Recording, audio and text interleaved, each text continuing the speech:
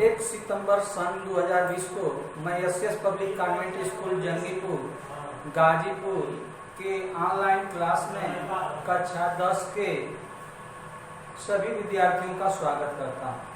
प्रिय बच्चों, कल वाली वीडियो में हमने प्रश्नावली 7वीं का 9वां सवाल बताया था।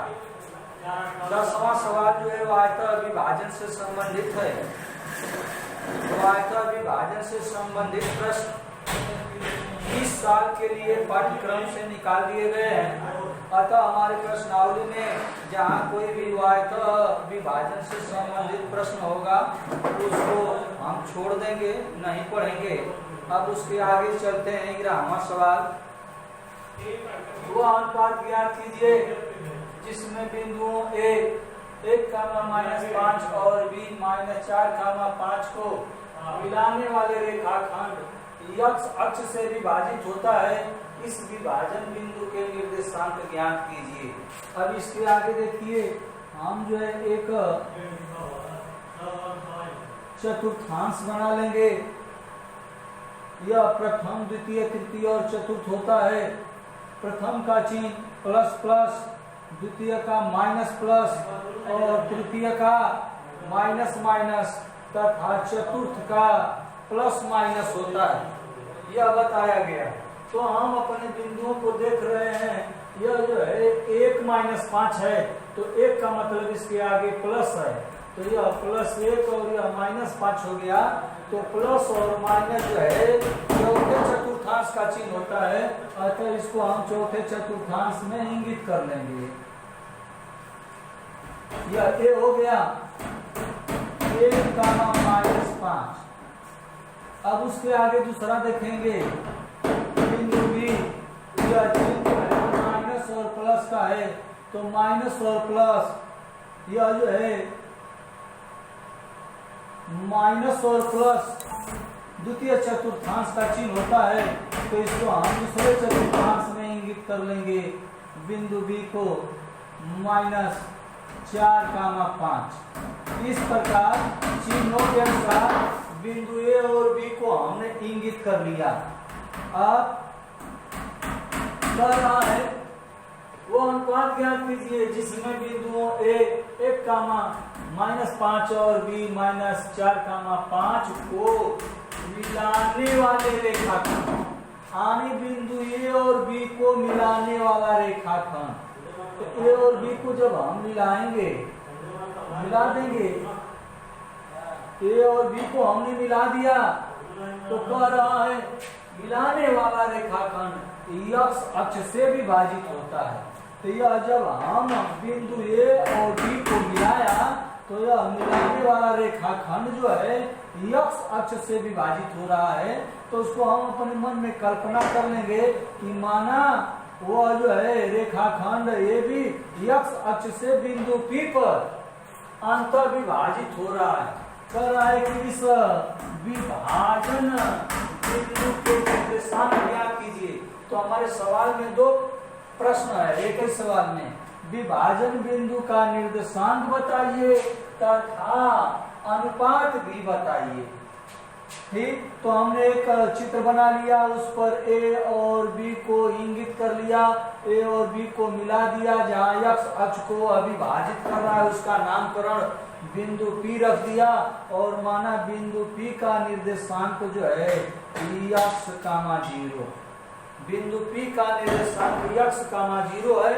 बढ़िया से समझ लीजिए, जब कोई बिंदु x अक्ष पर स्थित होता है तो उसका कोटि का मान हमेशा 0 रखा जाता है। भुज को x तथा कोटि को y से इंगित किया जाता है। तो जब वह बिंदु x अक्ष पर है तो उसका भुज का कुछ न कुछ मान होगा, लेकिन कोटि का मान हमेशा 0 होगा, चाहे वह ऋणात्मक दिशा में हो चाहे धनात्मक दिशा में हो। यह जानकारी होना चाहिए। इसी प्रकार से यदि कोई बिंदु y अक्ष पर होगा तो उसका भुज का मान 0 होगा और y का मान अवश्य ही कुछ न कुछ होगा। तो बिंदु P को हमने इंगित किया और बिंदु P का निर्देशांक हमने कल्पना कर लिया कि माना बिंदु P का निर्देशांक जो है x का मान 0 है। तो आइए इसको हम लोग हल करते हैं। हल माना बिंदु P का निर्देशांक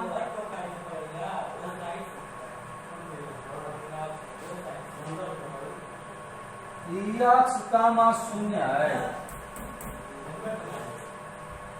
अब इसके आगे बिंदु P की कोटि,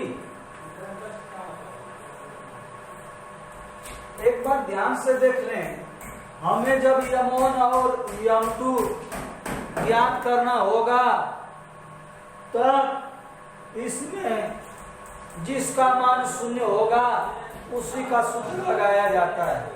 यदि x का मान 0 होगा तो भुज वाला सूत्र लगाएंगे, कोटि का मान 0 होगा तो कोटि वाला सूत्र लगाएंगे।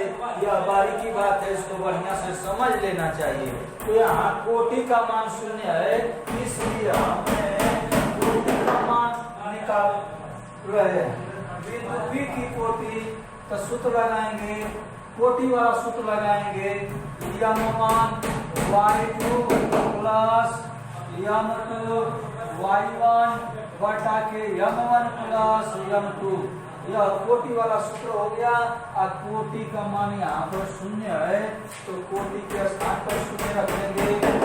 m1 और y2 x1 y1 x2 y2, तो y2 का मान हो गया 5 प्लस m2 उतर गया, y1 का मान हो गया -5 बटा के m1 प्लस m2।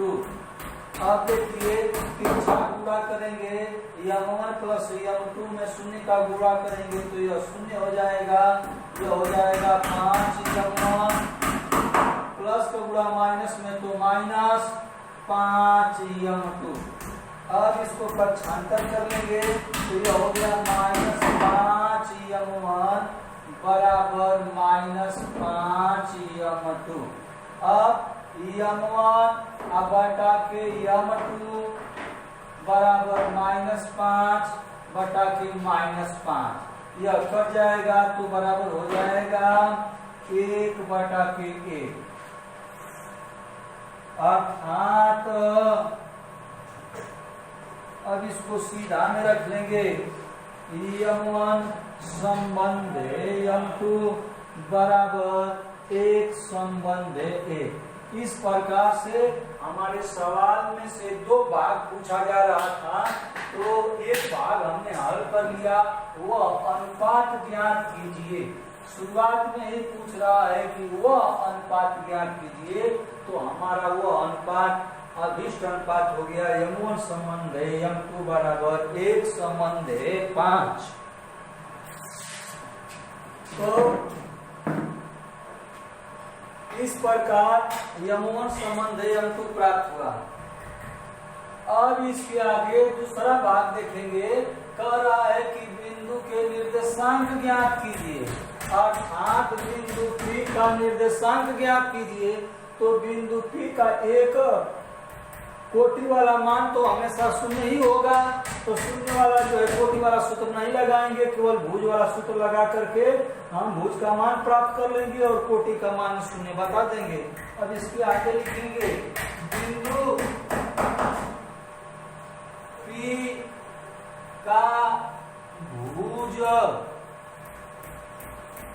भुज वाला सूत्र का प्रयोग करेंगे, m1 x2 plus m2 x1 बटा के m1 प्लस m2, यह भुज वाला सूत्र हो गया।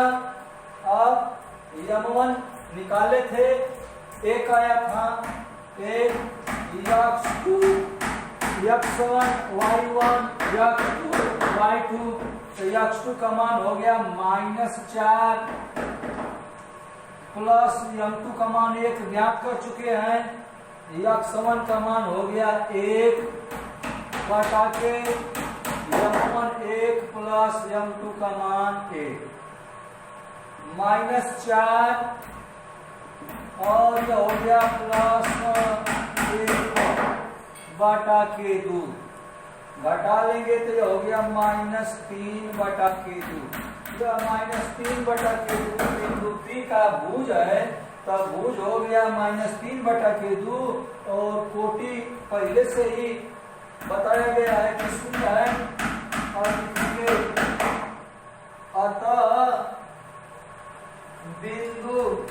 अतः P का निर्देशांक